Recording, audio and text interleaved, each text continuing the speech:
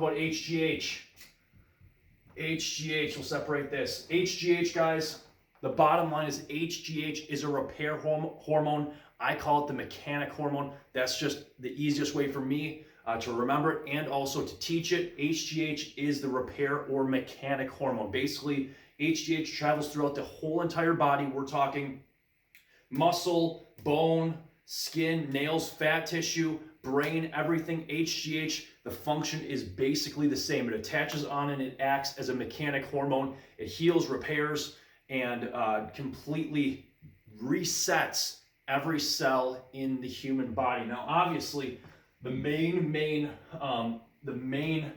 effect of HGH, unlike testosterone being muscle gain, the main effect is going to be seen with bodybuilding and athletics in the term of fat loss. The biggest effect on athletics, bodybuilding, muscle gain is going to be in the realm of fat loss. I cannot stress this enough. So again, testosterone, the minor effect was fat loss. HGH is completely opposite. The major effect is fat loss, and muscle gain secondary is more of a minor or a secondary effect. So it's literally just flipped from testosterone. Whereas testosterone, muscle gain is number one and fat loss second. HGH is the exact opposite, with fat loss first and muscle gain is more of a minor or a secondary action.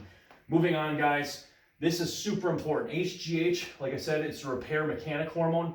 It is going to do tremendous things for your joints, your tendons, your ligaments. So whereas muscle, in the muscle tissue, in the male anatomy, we find testosterone attaching onto androgen receptor sites, which are more heavily located in muscle tissue versus joints, tendons, ligaments. HGH, on the other hand, is going to be attaching strongly and in greater number onto joints, tendons, and ligaments, and that's why people who take HGH, they basically regrow joint tissue, tendons, ligaments. It's basically, again, that mechanic repair, medic hormone, whatever you want to call it. This is going to be a major effect. Joints, tendons, ligaments, and you don't have that with testosterone, nowhere near close to the same degree. So in terms of healing, moving on, hyperplasia. This is also an effect. HGH is a miracle hormone in the realm of hyperplasia. Now, guys, people aren't going to tell you this, but you're going to get a little bit of hyperplasia with testosterone use, but nothing like the hyperplasia you're going to get when using HGH. Now, the thing is, guys, I'm going to hear people saying, oh, well, if you, again, let's say you go to PrometheusHRT.com and you get either synthetic HGH, or if you're younger, they put you on strong HGH releasing peptides, ipamorelin, CJC, no DAT combo to bring your HGH levels up to where you were when you're 18. There's going to be people that say, okay, well, if you're just putting your HGH levels back to where you were when you were 18, you're not going to get the hyperplasia. It's not enough. That's not true, guys. We found out that dose dependently in medical studies across the medical board, we see that hyperplasia is dependent on the satellite cells in muscle tissue, right? The more satellite cells that turn into either type 1 or type 2 muscle fibers, that increases the muscle tissue. Basically, you're making more baby muscle cells, which later, guys, can be used for hypertrophy via testosterone and in weight training. Those baby cells getting bigger, stronger, and obviously you get the strength adaptations with that. Oh boy, my board is looking crazy. You get the strength gains, the strength adaptations with that after the hyperplasia has taken place. So guys, it's dose dependent. Obviously, exceeding the peak levels that you would be at when you're 18. There's a lot of side effects, and it's not worth.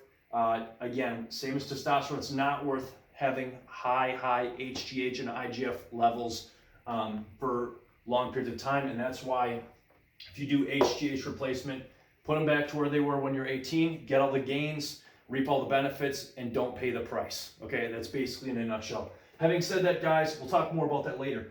Sleep is huge for HGH. Sleep is going to be a major improvement. You're going to sleep deeper, more delta wave sleep, more REM sleep. Your sleep is going to be more restorative, and In most cases, if you're an adult and you're on HGH replacement, you won't have to sleep as much to be at your peak. Huge improvement. Sleep is probably one of the big major gains of HGH usage. Guys, skin. Let's talk about skin. This is huge too. Remember how I said HGH is a repair hormone? I call it the mechanic hormone. You want to call it the medic hormone, whatever, doesn't matter. Skin is going to be huge in the same way that HGH travels throughout the entire bloodstream, attaches onto every single tissue in the human body, you know, bone, muscle, fat, skin, nail, hair even. Hair growth is going to excel. It, of course, has a major effect on your skin. You will notice that your skin looks better. Your skin is clearer. Your skin looks nicer. It's tighter. You basically keep looking younger for longer. And that's another reason that HGH replacement is huge. You know, you want to look better. If you could only pick one, you want to look better and sleep better, and you want to be skinnier, do the HGH replacement. And again, if you're younger, just do the strong HGH releasing peptides. We're talking ipamorelin, CJC, NODAC combo. That is what Prometheus boasts. And if there's another good clinic, they'll be sticking to that combo as well. Guys, having said that, that's pretty much it. HGH versus testosterone in a nutshell. And guys, I just want to put this out here. These two should not even be compared. They're nothing close to each other. Testosterone, HGH, completely two different animals. I'm sick of people comparing them, but I still wanted to do a comparison video anyway, because this is a question people ask.